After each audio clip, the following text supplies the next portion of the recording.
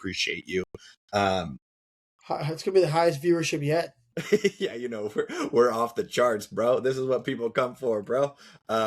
Until we actually look at the analytics and it's like, 10 seconds in, we say welcome to the Manchester United podcast. People immediately click off it. For the United fans. Like, fuck.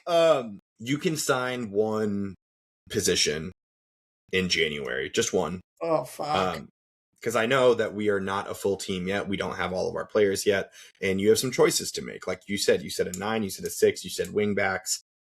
Could be another center back. What are you doing? One position that you feel like would make the biggest change in our squad right now? For me, it's center midfielder or wingback.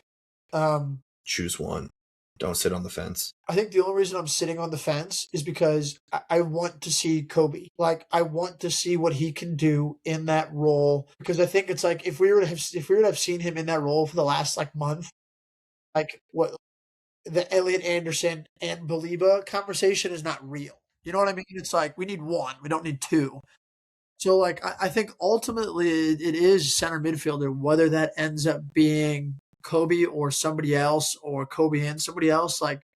Regardless, Casemiro's getting old. He could get injured at any time. You know what I mean? That's then we're relying on... That's also something that we haven't talked about at all. He is beating the allegations on father time right now. 100%. So, 100%. 100%. And to be honest, he probably needs a game rest with this red card anyway. It's hopefully we can make do. Yeah. But then again, it's I do think we need a wing back. It's Delo has been better. Yeah. Ahmad has that right side locked down, in my opinion. He plays that role correctly. Orgu, who I thought I was high on the end of last year, the summer, even earlier this year, he hasn't necessarily panned out to be exactly what I thought we wanted to be. And I think, to be fair, again, young as shit. He's 20 years old. Continue to develop, but I think the ultimate goal, right? It's you look at next year, we want to be sitting in 3 competitions, 4 competitions. If you need competition for places for wingback, it's wingback's another one of those to where it's we could use an Ahmad on the left-hand side who can balance us out, attack. So I'd still say, to make a long-winded answer short, it's center midfielder 100%, but wingback for me is shortly just as important. That. Yeah. I'm probably in the same boat. I just think that we have a midfield size hole that's pretty apparent. We need, in my opinion, somebody that in a game like that today, you go up a goal. It's again, we're going to go back to the cheesy term that I've said all the time, that I hate that Taylor Tolman said, that I said it again. It's we need a metronome. You know what I mean? Yeah, bro. Put your foot on the ball. Can we get Vitinha? Seriously, but put your foot on the ball, kill 5 minutes of the game with possession. You know what I mean? Just slow the game down, take it from end to end. Don't allow Bournemouth and to hit us on the counter, which is where we were stretched. Casemiro's not that player. Bruno Fernandes will never be that player. I don't think that Kobe Mainoo is that player either. We need somebody that can be in that role that just takes the air out of the game and can just pulse goals, just ding. You know what I mean? Almost a rogue shout here for Danny Ceballos over at Real Madrid. He could come in off the bench, play that role nicely. Wouldn't be too big of a signing. Could be the move. But that's what I think. Adam Wharton, great at that. Yeah. It's just put your foot on the ball. Play it back to Lenny Euro. Play it back to him. Switch the field. Get it again. Switch the field. Yeah. I do believe in January that we'll sign someone, and maybe someone's. We might sign 1 or 2 players in January because we need it.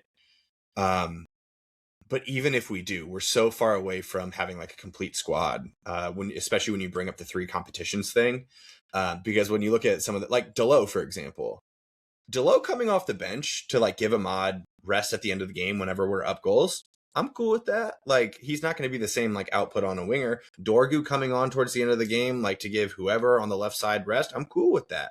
But when you have to start playing those guys week in and week out, and especially Casemiro goes down, you're looking at Ugarte as that destroyer, quote unquote, bad news bears. That's not what we want to see.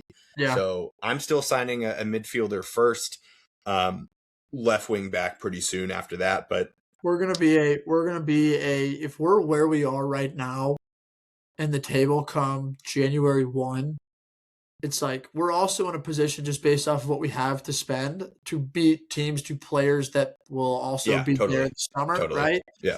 But it's also we're probably 1 or 2 signings away from that 5th spot, which is probably going to be a Champions League spot in the Prem, or the 4th spot as 1 to 2 signings away from being like, let's go actually take it and win it. And I think that's where you're going to see Ineos. Like, do they have the balls to go out there and do it? Like, we're We that gotta close. we have to be in a decent position come January 1 after this festive Yeah. period without those two specific. We haven't really even seen Mazraoui a ton this year yet, but without Mbumo and Ahmad, if we can stay afloat, stay right where we're at in the table, maybe move up, down, or up one or down one, and then get those two back, it's like, then let's go for it for the second half of the season. Totally. Yeah.